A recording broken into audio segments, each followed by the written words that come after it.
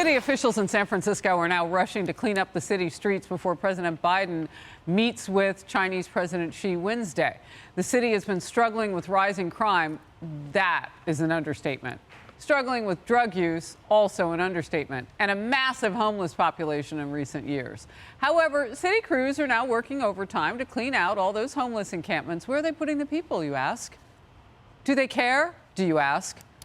And they're cleaning up the streets before this year's APEC summit. The city has even put up these large security fences to deter crime and the homelessness. Oh, they couldn't have done that like 2 years ago? However, Chinese state media have reportedly taken notice of the city's issues, describing San Francisco as a mecca of crime and ruined city. When China has to tell you which your crime problem is. That China loves to exploit our domestic issues. Okay, so this is Chinese state-run media exploiting America's domestic issues. Not the first time it happened. Remember back at the beginning of the Biden administration, 2021, in Alaska meeting, one of the first meetings between Blinken and Chinese officials, and what happened? Here's the Wall Street Journal headline. A lecture in Alaska shows that adversaries sense U.S. weakness, and they literally dressed us down for 20 minutes about Black Lives Matters and internal strife. And what did Blinken do? Blinken apologized. Blinken said, yes, we have sins in America. I'm paraphrasing him here. But that's what China does. They'll exploit our weakness as they send fentanyl into San Francisco via our southern border. All of that is true. I would just say this. If you don't start, none won't be none. So we've seen them do the cleanup on aisle 8 in El Paso when Biden went to the border. So China's only calling out what it sees. And if we didn't have it, they couldn't exploit it. So why do they clean up the crime just in time for the APEC summit, but they couldn't do it when people were dying with needles in their arms? Well, it just shows they could have done it, right? They clean it up for a Chinese dictator, but not for American citizens. I mean, if that isn't peak Biden, I don't know what is. And to Kaylee's point, this is a PR layup that they've given the Chinese. Mm-hmm. Why would you host the APEC summit in your most troubled city, in the city which is 98% more violent than any other city in the country, where people are living on the streets with needles coming out, and you have to walk through in the middle of the street so you don't step over the feces and all the rest of it? I mean, why would you give them that PR victory by holding it there and let Xi just talk about this is why our system is superior to yours, because we don't have people living on the streets of Beijing. So maybe I'm a little skeptical in terms of politics here, but you know, Gavin Newsom's from there. Sure is. He used to be the mayor of San Francisco at one point. He's the governor of the state.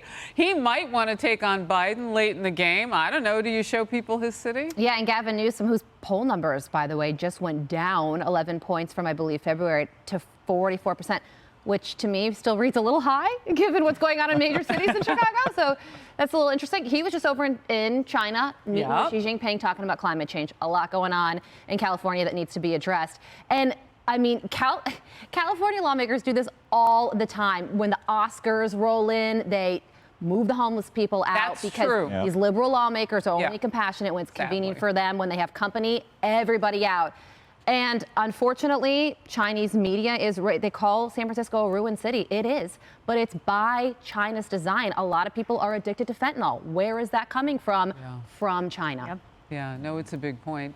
Rebecca, how far along do you think into these important conversations, the topic that originated here with Kaylee today, fentanyl and all of it, the human rights against the Uyghurs, the Muslims in that country of China, how far along do you think Biden will get?